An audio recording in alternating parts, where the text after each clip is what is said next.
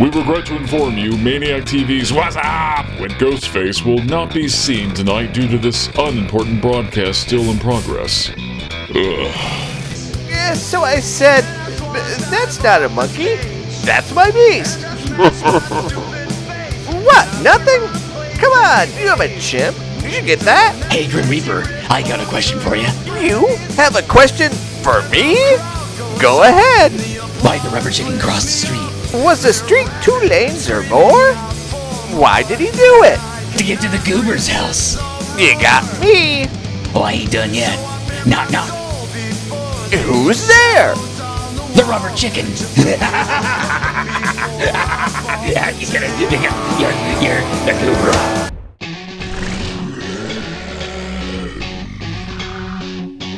I can't watch much more of this. It's not scary, it's just shit. Paper mache and painted laser rays. Dumbass monsters made of clay. If you want to scream, come scream with me. Scream, soup, screaming, soup. If you want to scream, come scream with me. Scream, soup, screaming, soup. What the hell is this supposed to be? Action, romance, or sci-fi comedy? I just don't have fucking time for this shit. Bring on the blood and show me the tits. If you wanna scream, come scream with me. Scream, soup, screaming, soup. If you wanna scream, come scream with me.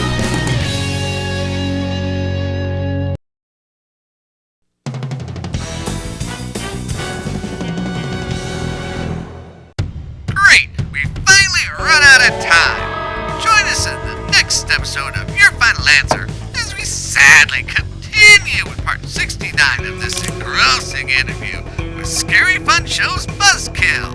I want to give a shout out to everyone watching out there in the Crosslands that I'm throwing a big top blowout to celebrate the rip-roaring return of my Scary Fun Show of the Howlin' Grubbin' Spirits. Bring your babes, buddies, and beer because we're gonna party like this shit's going out of style. Shit. Am I invited? Sure, we need someone to hold the door for everybody. Well, howdy there, Scream Freaks. We're just in time for our last oorah before going head-to-head with Buzzkill and his gang of monster misfits. We're as ready as we'll ever be, but this mention of a party's got me worried something's up. You got a phone I could use, compadre? Aloha, stranger. Paying customers get access to the old landline. Interest you in a wine Hellraiser? No, I just need to make a call. Sorry, brother. Times are lean and rules are rules. Fine. One of those and 2 Serpent Turf chimichangas, extra barbecue sauce. Coming right up. Incoming call for Blood Freak. Blood Freak is dead, Wes. What's this I hear about a party over there? Yeah, man, it's like Mecca Mardi Gras over here. I haven't seen shit this crazy since I drank a hippie who had eaten some shrooms soaked in Goldschlager. Why didn't you tell me about this already? You better still be watching those monster misfits like I paid you to. Are you playing that fucking arcade machine? I'm here. Any idea when the shindig starts? Soon, man. There's already some heebie-jeebie kind of folks pouring in, and Buzzkill's planning on making them all slaves or something with a magic trick from that doodle bat of his. And you didn't maybe think this was important to mention before? What about my table? Just chill. Might need a new tablecloth. Maybe one with fringe. Oh, shut up. Keep your whatever turkeys have to the ground and stay on top of things over there. I'll check back with you soon. You just used your last man.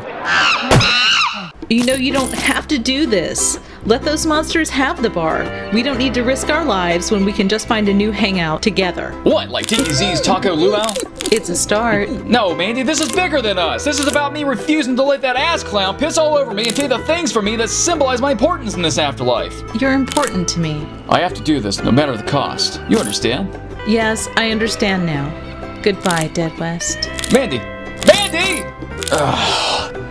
All right, y'all. Let's settle up and move it out. Oh, what's the hurry all of a sudden? Buzzkill's got something big in motion and we're running out of time. Yeah, it's about time we saw some action. Alright, hold on, let me just crack this thing from a fortune before you go, okay? Pinatas don't have fortunes, you ninny. You sure do. You fish tacos, crack open pinata, get your fortune. You're talking about a damn fortune cookie, Roogaroo. That's stupid. You can't fit money in a fucking cookie. Hey, that's for decoration only. Knock it off, you asshole! Hey, this Pinata ducks. Get me down from here! That's you spill my fortune, you fucker! What you having there? Twins? How much better have your goddamn gift cards, piece of shit? Ah, you son of a witch! Stop it! Well, hold up now. Oh, gracias, senor. Gracias. You are a saint. I'm gonna need a stronger drink for this. Well, hey, I recognize you from that movie. No, don't mention its name. That plop is the reason I'm here to begin with. Cut me down, por favor. No time, Half Pint. We're on our way to a brawl. Wait. What if we help each other? You free me, and I'll help you scratch off whoever's name is on your shit list. Why would I want help from a demon bobblehead who ended up like this? You don't understand. I am a victim of lackluster filmmaking. You saw my film. You must remember. Well, it's been a while since I checked it out. What do you say, Screen Freaks? Well, how about we take a hard look at this eyesore's flick and see if he's worth his weight in candy or bullshit? Grab a stick and let's swing away at Pinata Survival Island. Don't say that name! The meat of this shit burrito begins with a long-winded backstory about a Central American legend that spins yarn about a village experiencing drought and pestilence after falling out of harmony with nature. To cleanse the land of the evil that has fallen over it, the village pinata maker, who, believe it or not, was a community's rock star, crafts a very special pinata out of magically charged clay and encases a pig's heart with a magic stone inside. Somehow, this equivalent of a balloon animal vendor convinces everyone to have their sins purged directly into this pinata, returning the village to prosperity, and then sends a pinata packed with everyone's evil down a holy river, never to be seen again. Did you catch all that? It's a lot, right? Well, no worries, because you get to hear it all again almost verbatim halfway through the movie when the hero conveniently happens to know this random legend to make sense of an impossible scenario in more modern times. And who's the hero, you may foolishly ask? You can call him by his Hollywood name, but the most he's forever and always Xander from Buffy the Vampire Slayer TV series. Playing opposite his usual humorous goofball persona on TV, Xander is now a sullen college student who's having second thoughts about breaking up with a presumably cheating Jamie Presley. Refusing to back out of prior commitments, they venture out to their university's annual Cinco de Mayo scavenger hunt, where competing frat boys and sorority sisters are handcuffed and collect as many undies as they can to raise money for their houses, all while getting smashed courtesy of the responsible counselors. Sounds like a student's wet dream, but fun's over as soon as one group uncovers the evil pinata from the history lesson we opened the film with and bring a new dope to horror films. Don't open a pinata because you just might release an ancient evil in the form of a little big head demon that'll maim and murder everyone for their soul. With this hot stuff lookalike unleashed upon the party, is anyone safe on an ATV? Well, Xander and Jamie find love again and use their handcuffs for boning. Who will live and who will be strung up to dying this weekend to dismember on Pinata Survival Island? No, you said it again!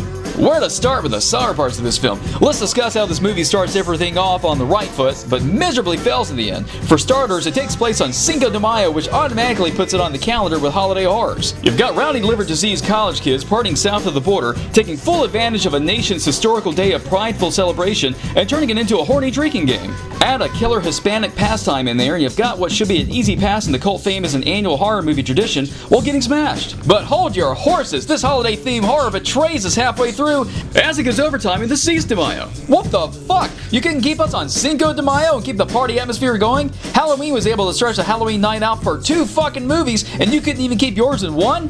What a sobering buzzkill. They could have at least started on El Cuatro de Mayo and end on Cinco de Mayo, but no. This is like a Christmas movie telling a story that happens the day after Christmas, which nobody does because holiday movies should build up to be or on the fucking holiday is themed around. And once Cinco de Mayo ends, the fun unnecessarily does as well. These college students are some of the most obnoxious, ridiculous characters I've ever witnessed on screen, but they were at least entertaining and fun to watch get killed by such an unexpected monster. This energy is lost by the time the story moves into 6 de Mayo, however, when the fun is completely removed from these characters when confronting the reality of their situation with an evil clay dwarf after them. Now, I'm not being ignorant in saying these characters are acting way too serious for such a life-threatening situation, but given the level of absurdity this B-movie oozes, it really needed to stay the course of funny through and through. Everyone becomes too serious at this point, and less engaging as stiff characters that have more reaction than interaction, and an indifferent game to the death of cat and mouse for the rest of the movie. I don't think I've ever made it through this movie without falling asleep toward the end. If you want an example of how much better I think this third act could have been executed, rewatch The Hunt and The First Predator. A group of characters are stalked and killed, essentially getting from point A to B, but the adrenaline stays high and characters keep your interest with contrasting personalities. Really makes me wish Xander had stuck more to his comedy chops like in Buffy, which might have made this more bearable. Never thought I'd hear myself say that, but it's true. They could have at least written Jamie's character to be more sassy to pick up the rom-com chemistry missing between her and Xander as young feuding lovers, but even she played this part down with her needing the assistance of explosions to look livelier. Taking a breath to check out the pissing timer, we'll excuse a lackluster third act and focus on on the film wasting our time with the recap of the Pinata's entire origin story, and when the girl has a flashback to her Pinata attack that happened just 12 minutes earlier, as though we had forgotten about it so quickly. And unfortunately, there were some bogus scare points against this film as well. I cannot defend myself! Keep him away! No, you got me all wrong, little man. This is you and everything you stand for. Why the change of heart, Rougarou? I didn't realize we had ourselves a bonfire Cinco de Mayo mascot here. Well, you misunderstand. We need to induct this panty-rated party animal in our game right now. Yes! Worship me, fool! Rougarou is just a pinata! Pinata full of lies? Fuck you, Pinata! Hey, take it easy! Oh, cool it, dude! You owe me my goddamn money, you bastard! It ain't looking too good for you. Por favor! Surely you can find a reason to cut me down for your fight! Maybe. Let's take a look at the sweet parts of your film and see if you can find one. I can't believe I'm saying this, but the sweets of this film comes down to the pinata. No joke. If you're like me, then why else would you check this movie out? You've watched movies about killer clowns, killer tires, killer tomatoes, so why wouldn't curiosity get the best of you to check out a killer pinata movie? Or better yet, a killer pinata movie shown in killer pinata vision? Okay, so the filmmakers spent a lot of time trying to convince us of a plausible explanation for how a storage container full of purged evil can become a threat to drunken orgies everywhere, but they surprisingly avoided being pegged as a one-note joke. Sure, you got your expected gags like the pinata bashing people with a stick and hanging them up like decorations at Ed Gein's house, but the added twist is the pinata sucking people's souls down with every kill, making it stronger. The stronger it gets, the more it evolves like one of them damn Consume-type Pokemon critters. And sure, its evolved states look like characters from Beast Wars cartoons, but you have to admit this is the cool design and successfully elevates the threat of the pinata. So much so, the students are scared stiff and boring. I was barely conscious enough to notice when Jamie does what anyone should do as a first resort in a horror movie and blow the monster up. Why do they always wait to the end for something that seems so common sense? I mean, Jason, boom! Freddy, boom! Michael, boom! Turning to the kill count, this monster flick stacks an above average 9 bodies with the worst death going to Dickless here. And a fair warning to you Scream freaks who are also animal lovers to cover your eyes because the pinata does kill himself $1 in this picture. And is it too much hope for Jamie Presley to show her boobs? That's an exactamundo, my friends. So do any of these nubile nobodies show any talent for B-movie cash? Fuck no. To make sure this review doesn't leave you Scream freak snoozing, here's an eyeful for you. Billy! Let's finish bashing this film's shortcomings and nuke its ingredients for a rating.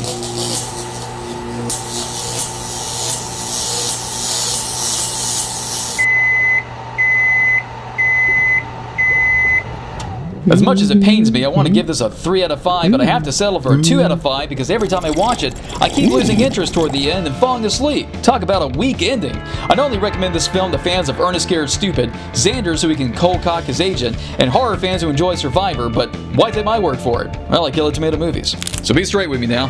Can you really transform like a Pokemon? I mean, change into something way more dangerous than this harmless play school toy you resemble? Oh, but of course I can. Si, senor, si. Then why haven't you done it to get out of this jam? Because I need to be touching the ground to connect with my power. Bullshit, your power comes from within, not the land. You're lying through your fangs, admit it. Fine. I can't transform myself because I have no real powers. The filmmakers thought I was so laughable, they put up the money to replace me with those cartoons you saw. But as you cleverly pointed out, that couldn't cover up for their inferior storytelling. Hey! I can't believe this little devil's been hanging around my place this whole time. What other crap around here is demonically possessed that I don't know about? Brain Basher, tell Rougarou or whoever they can beat the shit out of this unwatered chia pet now. Should do it myself for wasting my time. You know, if there's one thing I learned, it's that war always has its frontline casualties. Are you suggesting we use them for fodder?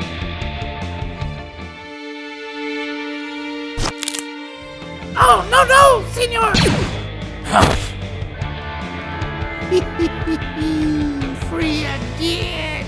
Huh? Here's the deal, Confetti Brains. You ride with us and fight when we tell you to. Try to run before then, we'll string you back up by your balls in Fever Swamp.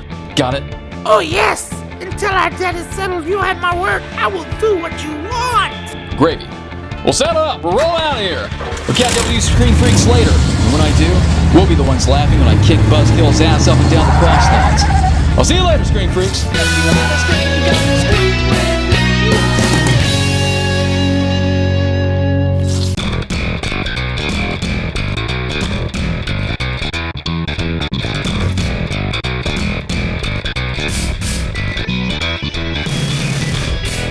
Well, howdy there, Scream Freaks. Well, thank you kindly for watching, and help yourself to more servings of Screaming Soup by visiting our site at screamingsoup.com. You can read our weekly updates, character bios, and interviews, catch up on past episodes, browse our store, and drool over the Howlin' Hottie of the Week. If you want to scream at us, just holler at screamingsoup@gmail.com, and don't forget to stalk us through social media, conveniently linked at the top of the site.